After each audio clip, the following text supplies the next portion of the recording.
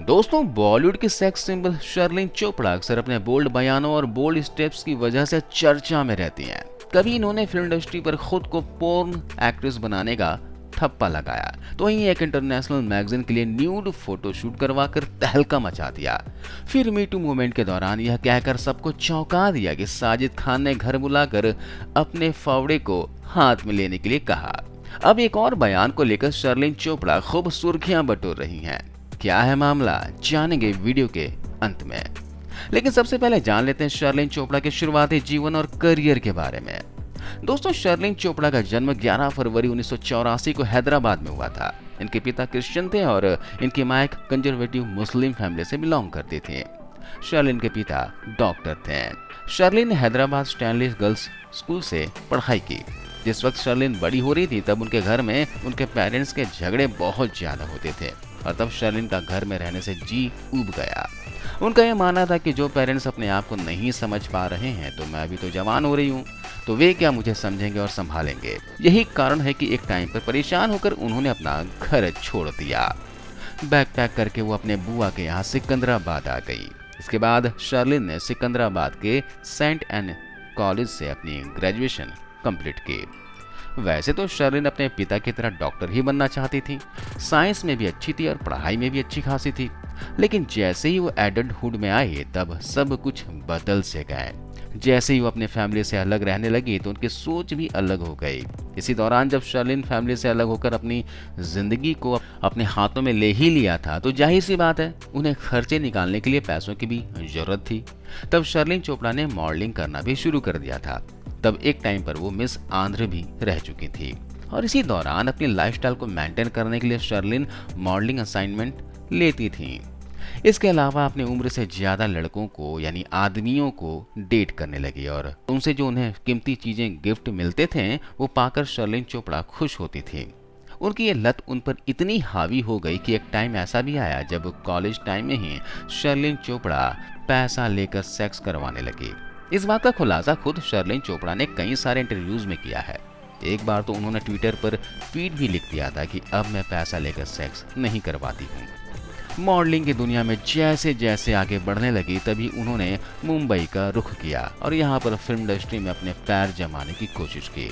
इसी दौरान वो इंडस्ट्री में कई जगह अपने पोर्टफोलियो को लेकर प्रोडक्शन हाउसेस में जाया करती थी, लेकिन उन्हें फिल्में ऑफर होने के बजाय प्रोड्यूसर्स के साथ डिनर ऑफर होता था।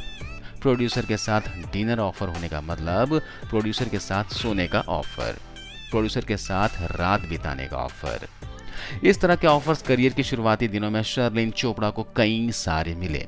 इसी दौरान अप्रैल 2005 की बात है जब शर्लिन चोपड़ा को साजिद खान के ऑफिस से कॉल आता है और कहा जाता है कि एक फिल्म के सिलसिले में साजिद खान उन्हें मिलने के लिए बुलाया है। वहां मीटिंग शुरू होती है। शर्लिन चोपड़ा अपने बारे में बताती हैं कि वो कहां से आई, उन्होंने सफर शुरू कैसे किया और वो ये भी बताती है कि कुछ ही समय पहले उनके पिता की डेथ हुई है।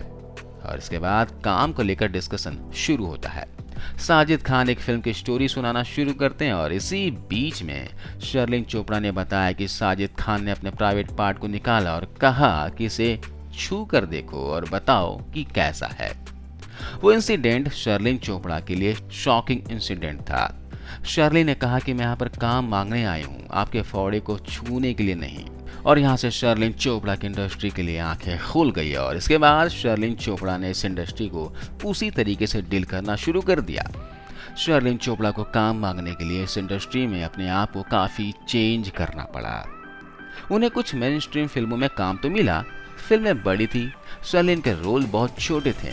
इसके अलावा शर्लिन ने साउथ इंडस्ट्री में भी काम किया और इसके बाद बॉलीवुड में दोस्ती, जिसमें अक्षय कुमार, बॉबी देओल थे। इसके अलावा नॉटी बॉय, गेम, रेड स्वास्तिक और 2008 में दिल बोले हड़ीप्पा, जिसमें कि शाहिद कपूर हीरो थे, इस फिल्म में भी काम किया।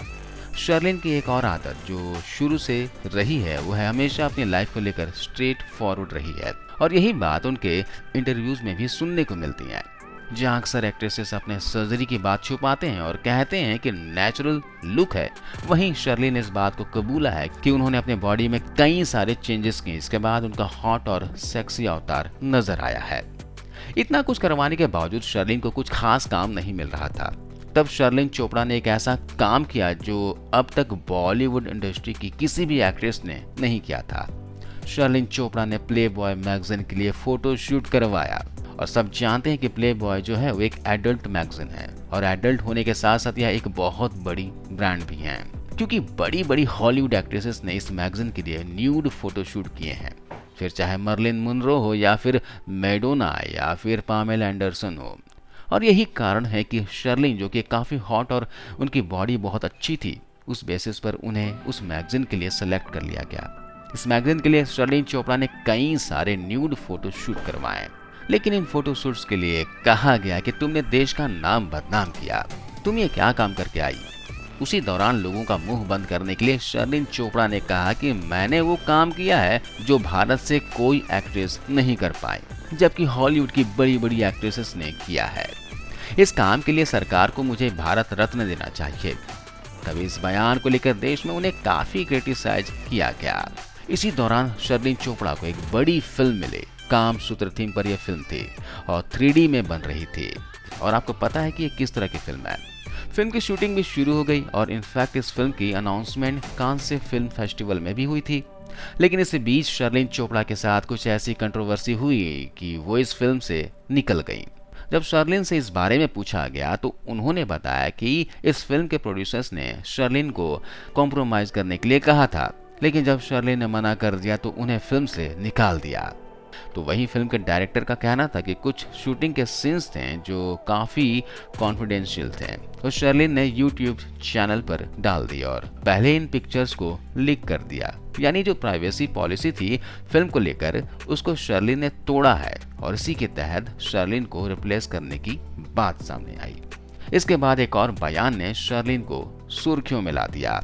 वो था राज कुंद्रा को लेकर। उन्होंने न सिर्फ राज कुंद्रा पर इल्जाम लगाया कि राज ने उन्हें एडल्ट इंडस्ट्री में धकेला है, बल्कि उन्होंने ये भी कहा कि राज कुंद्रा ने उनके साथ संबंध बनाने की कोशिश की है, उन्हें जबरन किस करने की कोशिश की। इस मामले में उसने जुहू में राज के खिलाफ कंप्लेंट भी दर्ज करवा दी थी। ये अलग बात है कि तब राज कुंद्रा के ऊपर कोई एक्शन नहीं लिया गया। आइए दोस्तों बात करते हैं शर्लिन चोपड़ा के उस बयान के बारे में जिसको लेकर सुर्खियों में बनी हुई है। कांग्रेस युवा नेता राहुल गांधी से अक्सर ये सवाल पूछा जाता है कि वो कब और किससे शादी करने वाले हैं।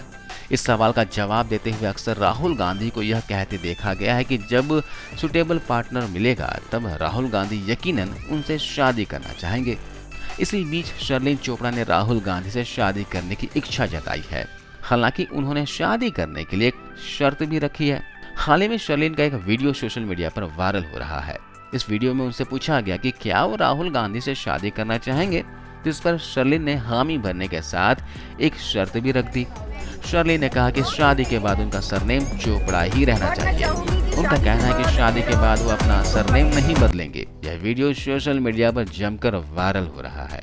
लोग लगातार इस वीडियो पर अपना कमेंट्स दे रहे हैं।